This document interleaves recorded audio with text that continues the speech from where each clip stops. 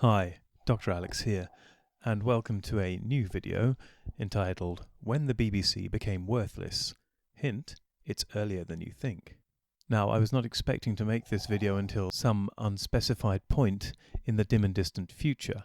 However, I was somewhat hoisted by my own petard because I boasted on Tzvi Lebetkin, the Rabbi From Another Planet's video in one of his comments that I knew when the BBC had become worthless and had the evidence to back it up, only to then have this boast called out by multiple replies saying, well, come on then, show us, tell us. So I kind of had to. I was hoping to be making a Doctor Who based video, but there have been some slight delays, only slight delays, and I'm sure it'll be along soon. But given that video is not yet ready to be made, I did find myself with the time to actually fulfill the request to make this video. Now, the earliest signs that the BBC were in trouble go back quite some way and don't begin in the programming area you might expect. Certainly not the programming area that finally convinced me that there was no hope, it's time to pull the plug. The BBC is a dead parrot. But I will go back and discuss some of those early signs of imminent death. The first and most obvious signs to my mind of impending doom came in the BBC's news output. When I was growing up, my parents would regularly listen to Radio 4. Of course, we'd watch BBC News quite a lot on the TV. And when I finally left home and went to university, I kept the habit of setting my alarm to being Radio 4, so I'd be woken up by Radio 4. Well, in those rare instances where I had set an alarm and could be reliably said to have woken up, and certainly post-university, I maintained this habit for quite some time to have my alarm set to Radio 4 so I could listen to Radio 4 and the news output in the morning and get up to speed with what was going on in the world. However, while I was still in university in the early 90s, it was already clear that the BBC's news was slipping into a less rigorous and more tabloid and exposé style of news presentation. In 1994, while I was indeed still at uni, at least the first time, the BBC produced a comedy programme called The Day to Day, which was a brilliant satire and spoof of the news output. But the disturbing thing was just how close it was to where the news already was, even at that point. The reliance on over-the-top graphics and animations,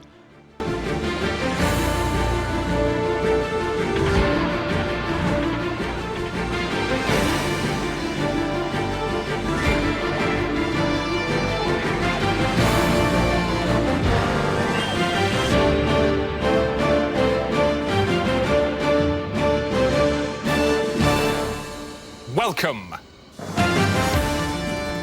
On The Day to Day tonight, David Owen emerges shattered from Oliver Reed. I don't think I've ever seen anything quite such, so totally wanton, ghastly, mess, terrible. And Portillo's wife defends crack habit. It's cheap, very cheap. the confrontational and sneering attitudes of the news presenters and interviewers that were employed, Volunteered to put himself in prison in order to highlight the plight of Britain's jails. The Prince made the announcement at some speech or other he was giving today. Tomorrow sees the opening of the London Jam Festival, selling pots of jam, some made by celebrities, to raise money for the homeless. With me is one of the organisers, Janet Breen. Janet, thanks for joining us this evening.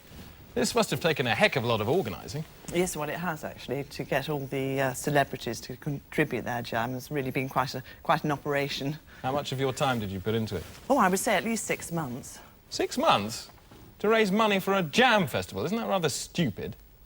No, I don't think so. I mean, it's all in a good cause. Well, It's good for the cause, homeless. yeah, but how much are you going to raise? Well, we hope to raise at least £1,500. £1,500? That's a pathetic amount of money. You can raise more money by auctioning dogs.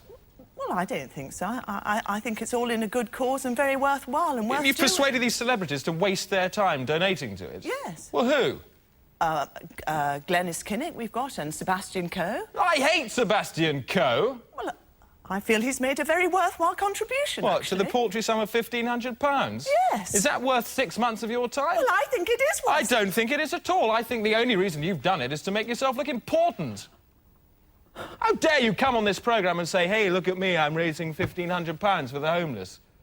You could raise more money by sitting outside a tube station with a hat on the ground, even if you were twice as ugly as you are, which is very ugly indeed.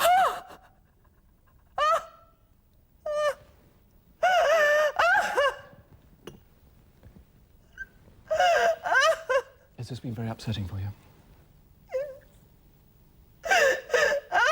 And have you anything else to say in your defence? Janet Green, thank you.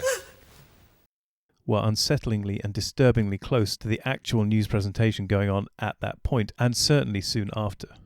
Most notable among this type of news presentation and personality were the types of Jeremy Paxman, predominantly on the TV, whose sneering and condescending and supercilious attitude towards his interview guests was a genuine sight to behold, if an entirely unappealing and grotesque one. I was once lucky enough, in a previous regeneration, to see Paxman in the flesh, so to speak, up close and personal when I was invited into BBC Television Centre, into the main newsroom, where all the journalists and presenters were working at their desks. And in his case, he was working at his desk in his massive glass-sided office in the centre of the main office, open plan of course, where he could glower out at everybody else in the newsroom, and everyone else had the dubious pleasure of being able to see him work. Suffice to say, he exuded the same aura of unpleasantness that he managed to convey on camera, off camera. And there was a palpable air of tension between his colleagues surrounding him in the open plan office and the almost Goblin King-like Paxman in his glass throne room beyond. Meanwhile, on Radio 4, John Humphreys was doing the audio equivalent of Paxman every day, and indeed only ceased doing so in 2019. Suffice to say, sometime in the early to mid-noughties, I gave up on listening to Radio 4 in the morning because it was just too irritating and frustrating to listen to. There was just nothing but comment and editorializing and speculation and precious little actual facts and information being imparted about what was going on in the world at the time. Such is the decline in the BBC's news quality that today Andrew Brillo-Pad Neal now stands out as the most insightful and intelligent interviewer the BBC has to offer. Ben Shapiro, you're followed by Andrew Brillo-Pad Neal was an object of much derision and comedic source material back in my formative years when he was editor of the Sunday Times. You are really? Would you call the pro-choice position? So why don't you let me just ask answer this. my question, Sir, I'm happy to answer your question. Please answer this one. Would you suggest that a late-term abortion is brutal? I'm not taking a view on this issue. I'm asking you the questions.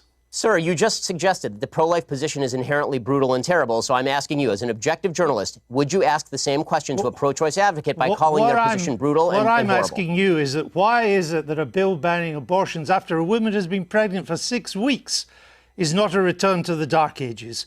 What's your answer? My answer is something called science. Human life exists at conception. It ought to be protected. Now, back to my question to you. You purport to be an objective journalist. BBC purports to be an objective down-the-middle network. It obviously is not. It never has been. And you as a journalist are proceeding to call one side of the political aisle ignorant, barbaric, and sending us back to the Dark Ages. Why don't you just say that you're on the left? Is this so hard for you? Why can't you just be honest? Seriously, it's a serious question. Mr. Shapiro, if you only knew how ridiculous that statement is, you wouldn't have said it.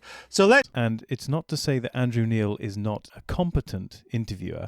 The clip I'm showing shows he is good at his job and can ask insightful questions and deal with a tricky, and in this case, uncomprehending interviewee. But that Andrew Neal can be held up as the best example of BBC interviewing now is a bad sign and just shows how far the BBC's news output has fallen. However, it was not the death of BBC News that signified the true death of the BBC in its most final and irrecoverable form. To explore when that occurred, we have to go back to another regeneration of mine.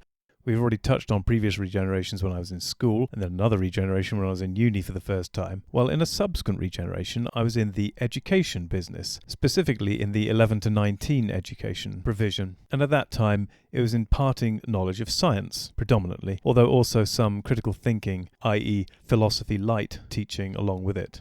And while teaching science and a little bit of philosophy to students in the 11 to 19 age range, this was done both in lessons, in a physics context, and more generally in an after-school club called the Science Cinema Club that I created, where those who were interested could stay behind after school, drink lots of soft drinks and eat lots of unhealthy snacks and crisps and sweets, and watch episodes of actual science programs. Mostly BBC's Horizon, occasionally some of the surviving Channel 4 Equinox programs, one or two of the US's Nova programs, which are in fact very similar and often co-produced with BBC and the Horizon episodes that were produced, and a few other science/archaeology documentaries that were available at the time.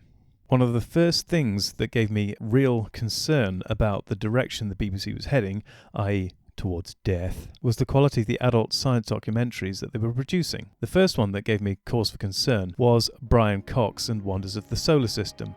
Now, Brian Cox, I can just imagine many scientists out there rolling their eyes as soon as I mention his name, because they will all have a similar reaction to his encouraging of the public understanding of science, a laudable title in of itself, but the way he goes about it is considerably dumbing down the content of the science in his programs, and it does heavily rely on Brian Cox standing on the edges of cliffs at various geographical locations throughout the planet, with the wind blowing his hair in as romantic a way as possible.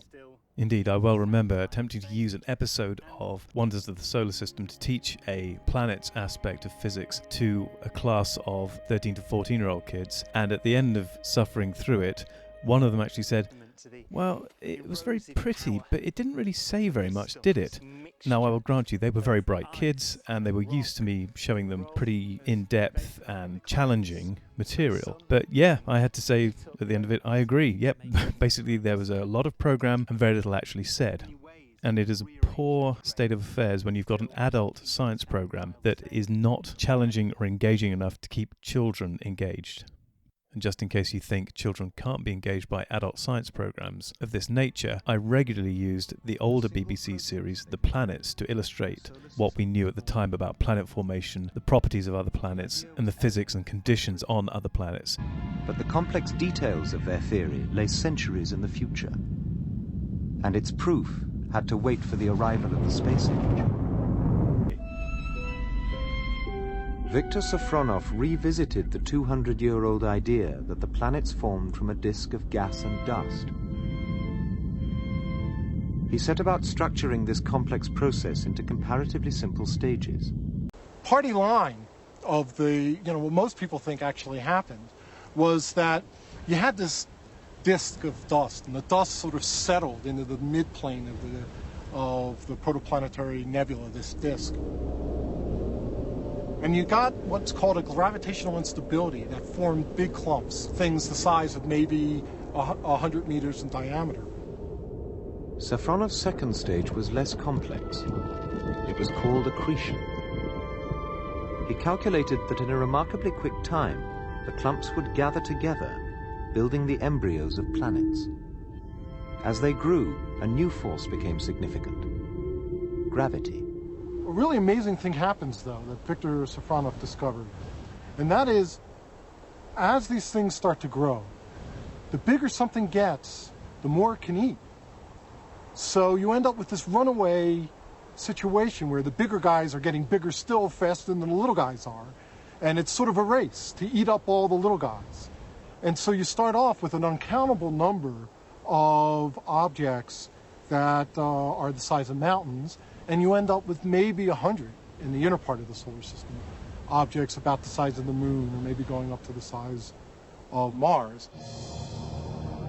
Competing worlds sucked in the surrounding debris until there was simply no more to be had. In the inner solar system, where there are now 4 planets, there were once upwards of 100. How that army of worlds became just 4 was still a puzzle. Now, those I often had to cut down to cut out a lot of the extraneous history and anecdotal content from those documentaries, which was fine for an adult audience, but not great for fitting into a classroom time limit. But the content itself was way higher level than Brian Cox's documentaries, and the children were way more accepting of it and receptive to the information it contained in the more dense form. However, this was 2010 when Brian Cox launched Wonders of the Solar System at us, and it's not quite the point of termination for the BBC yet, but it's close. I have always been vaguely aware of what this termination date was, ever since it actually occurred, because there was a point where I suddenly couldn't use BBC documentaries to either use in lessons or in the Science Cinema Club. They just became utterly content-free. And it was while I was still in that regeneration of teaching 11 to 19 that I actually saw this occur before my very eyes. However, recently I rediscovered many of the resources I was using, predominantly large quantities of Horizon episodes, along with other documentaries going back several years and decades, even into the 90s in some cases. But I noticed there was a hard cutoff when they could no longer be used. Right up until 2011, the Horizon output was generally of a very high standard, could be used to teach people, and there was a certain style and way of making the Horizon episodes that focused on the science and not on personalities. After 2011, i.e. in 2012, virtually none of the Horizon episodes were usable in a classroom context, or indeed in an informing anyone of science context generally. They were basically worthless. They were personality-driven and almost content-free. So 2012 was the hard death knell for the BBC. This was the year in which the BBC became truly worthless. Okay, granted, it continued to stumble on for a little longer and produced some entertainment programs of some note and merit. For example, Doctor Who stumbled on for a few more years after 2012, at least until 2017, when it too died on its ass. But these were false signs of life. This is like any recently deceased person's corpse, which might occasionally move as gases are released or the odd nerve spontaneously gives a signal and you have a twitch or a spasm from a limb. But these were basically false signs of life. The BBC was dead from 2012 on. To put a little bit more meat on the bones of this diagnosis of death, prior to 2012, Horizon's production technique had been largely involved in having faceless narrators whose only purpose was to tell bits of the story between elements told by the scientists involved themselves or other witnesses to events that occurred in whatever discovery was being discussed at the time. That's not to say the narrators were not themselves often famous. The brilliant Horizon double episode of Atlantis Uncovered and Atlantis Reborn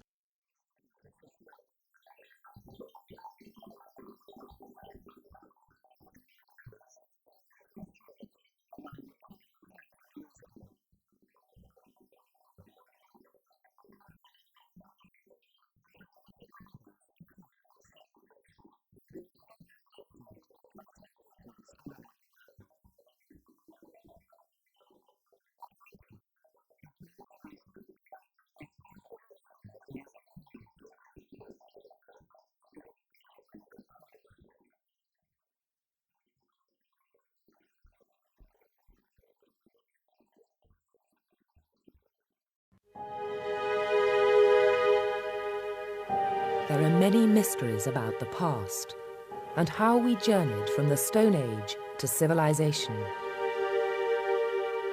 Now there is a controversial new theory. It claims that historians have ignored evidence of a lost civilization of spectacular sophistication, the key to our past.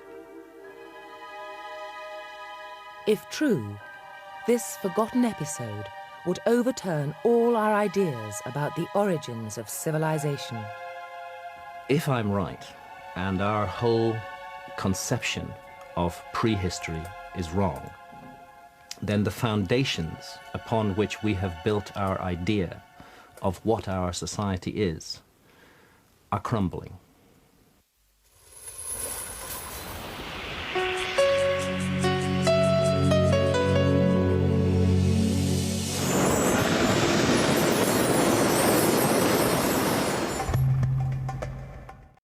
was narrated by Dilly Barlow.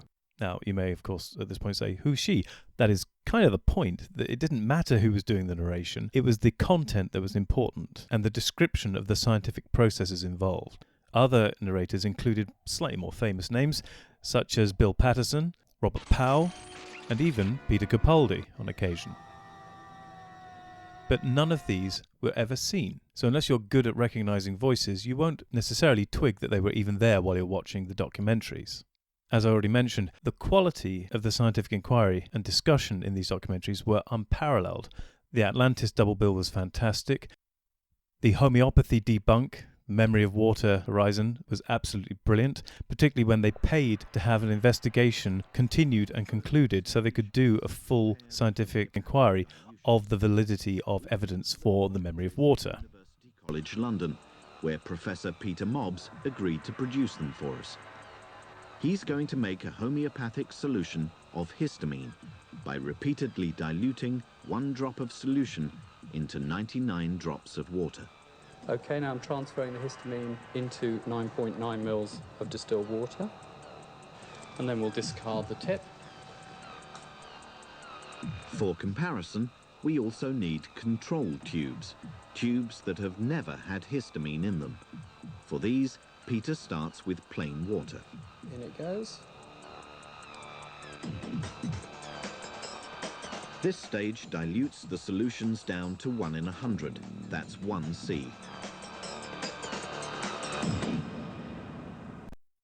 The Bible Code episodes uncovered the fallacies underlying the conclusion that there were codes hidden in the Bible or the Torah, and looked at the real statistical significance of any messages occurring in any text. Initially, both sides declared themselves happy with the procedure.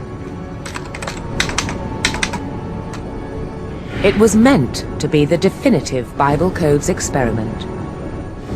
But the proceedings and results have never been published. We decided to rerun it.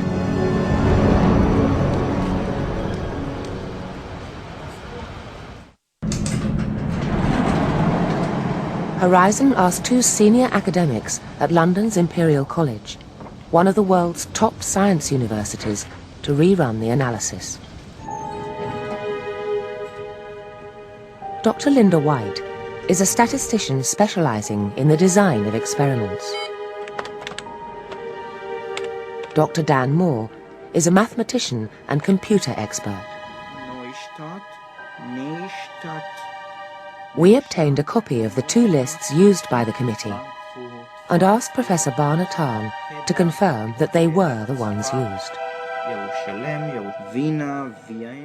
And so on and so on. There are just so many useful scientific documentaries made in the earlier period of Horizons up till 2011, which could be used as discussion and teaching materials up until that point. And fortunately, even now, much of the science discussed in these programs is still absolutely relevant and not surpassed by subsequent discoveries, and so we can still go back to these as resources.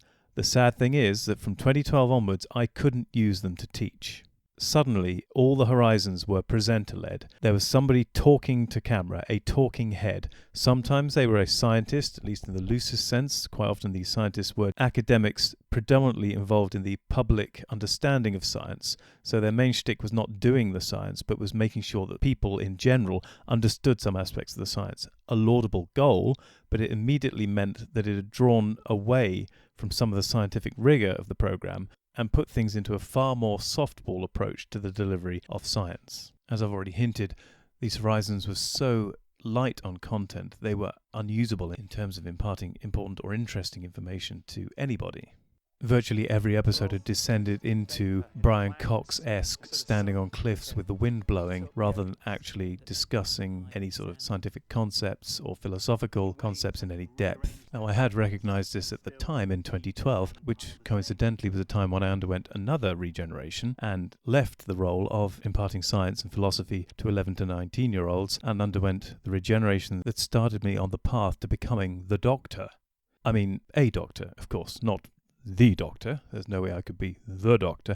Anyway, point is, 2012 coincidentally was when I shifted tracks into a different career path. And as such, I didn't give the problem of the demise of Horizon and the larger context of the demise of the BBC much thought at that time. Recently, however, I went back to look at my old resources because they are brilliant documentaries and I just wanted to know if I still had them. And then I, in a most fortuitous discovery, found this folder nestled in the depths of one of my hard drives with all the programs I have ever used. And as I was going through them, I started to look at them one at a time to see which ones were most useful and valuable and which ones were largely fluff and content-free. And it was as I did this that I noticed there was this hard cut-off in time, that everything up to about 2011 was mostly usable. There's the odd duff or less interesting documentary from the earlier period, of course.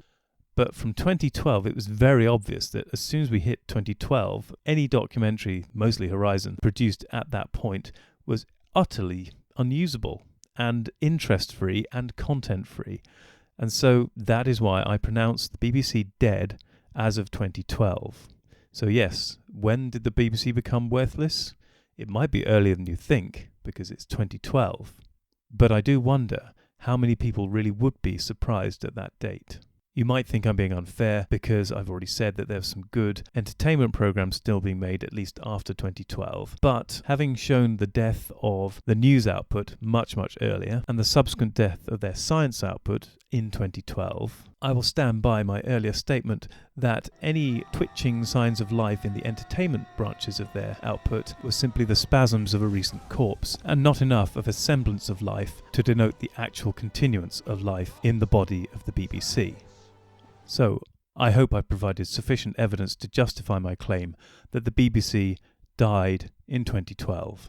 Of course, anyone and everyone is entitled to disagree, but I'm just giving my own personal perspective of when I feel the BBC became utterly worthless. And now I must get back to making all the other videos I'm meant to make, and I hope to see you in the next one. And until then, to all my listeners and viewers out there, take care. Good night.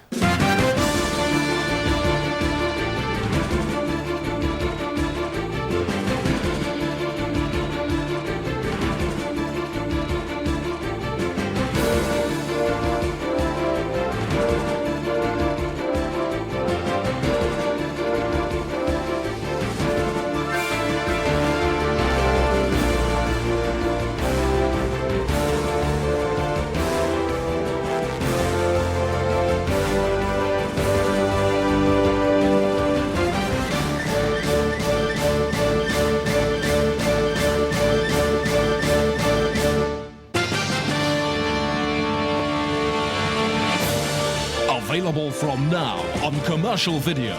The Day-to-Day, This Is Our War. Featuring the men and women who sacrificed themselves at the altar of fact and the beat of over 1,000 pop classics.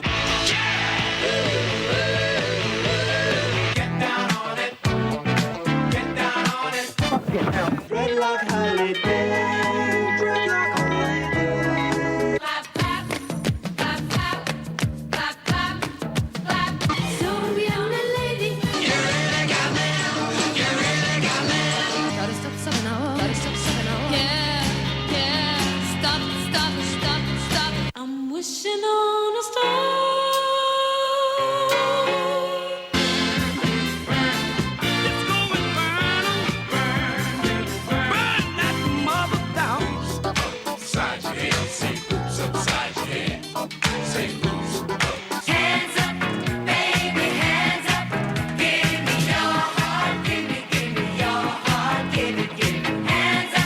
The Day-to-Day, This Is Our War. Bang after bang after bang after bang.